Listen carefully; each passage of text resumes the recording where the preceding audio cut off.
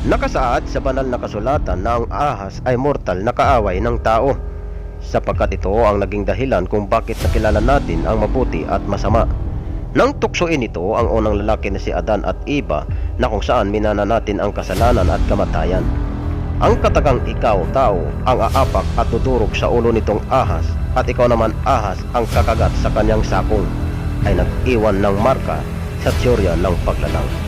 Sa kabila nito, maraming bisis na ding napatunayan at nasaksihan na ang ahas ay maaring maging kaibigan at alagaan. 5 uri ng ahas na tila nakakatakot, ngunit maaring maging kaibigan. Kung sino at ano-ano ang mga ito, let's find out. Ito ang inyo.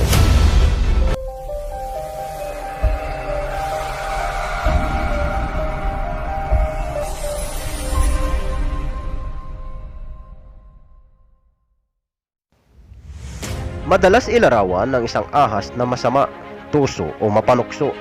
Maaring sumang-ayon ang karamihan sa ilustrasyong nito, dahil totoo nga naman talaga na makamandag at nakakamatay ang ilang uri ng species na ito. Gayunpaman ay may mga ahas na sa tingin lamang masama at nakakatakot. Sa kabila ng ganitong anyo ay nakakagulat na maaari pa pala silang maging matalik na kaibigan. Narito ang 5 sa mga nakakamanghang ahas na iyan. Number 5. Green Tree Python.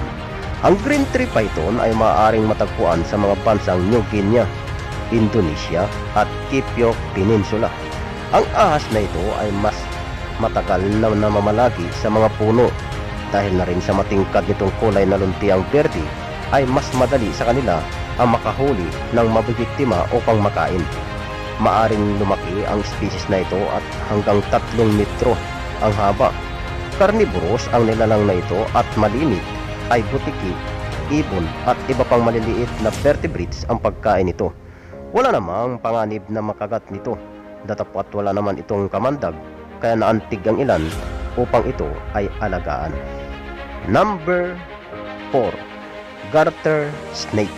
Harmless kung ituring ang maliit na uri ng ahas na ito. Katulad sa naunang bida natin, ito rin ay walang kamandag. Marahil ito lamang ay dumidipinsa sa kanyang sarili kapag nakaramdam ng strike at pananakot. Maaring galos at gatuldok na dugo ang maaring mata mo kapag kinagat ka mula sa maliliit na mga ngipin nito. Sa unang tingin lamang mababanaag na tila agresibo at nakakatakot ang ahas na ito, ngunit sa kabila ng kanyang hitsura ay pinipili ng ilan na ito ay alagaan at maging kaibigan. Number 3. Milk Snake. May scientific name ang ahas na ito na Lampropeltis triangulum at napabilang sa klase ng reptilia. Nanganganib na maubos ang lahi nito sa bansang Eastern at Central North America, dulot ng masalimuot na kagagawan ng tao sa kanilang habitat. Malambot at makintab ang taglay na katangian nitong balat, sadyang may kaliitan sa sukat na 24 hanggang 36 inches. Wala pa namang napabalita na nakagat o inataking tao ang hayop na ito. Bagkus nakakatulong ito sa pagpuksa sa mga ilang piste na problema ng tao, tulad ng pagkalipol ng mga bugwit o daga na salot sa pananim. Number 2. Rosy Boa. Ang nilalang na ito ay native at kinagigiliwan ng marami sa American Southwest Baja California at Sonora, Mexico, dahil sa nakakamanghang behavior nito at makulay na tekstur ng balat. Angkop itong alagaan kung mahilig ka sa ahas, at may lifespan ito na aabot hanggang 20 to 30 taon. Ayon sa pagsisiyasat ng mga eksperto ay walang natagpo ang binom sa ahas na ito na mas aktibo tuwing gabi. Mga igan, bago pa tayo dumako sa ating top 1 hero, ay meron lamang po tayong konting trivia. Alam nyo ba na ang most fastest snake in the world o ang pinakamabilis na ahas sa buong mundo ay ang Black Mamba, na matatagpuan sa Southern and Eastern Africa?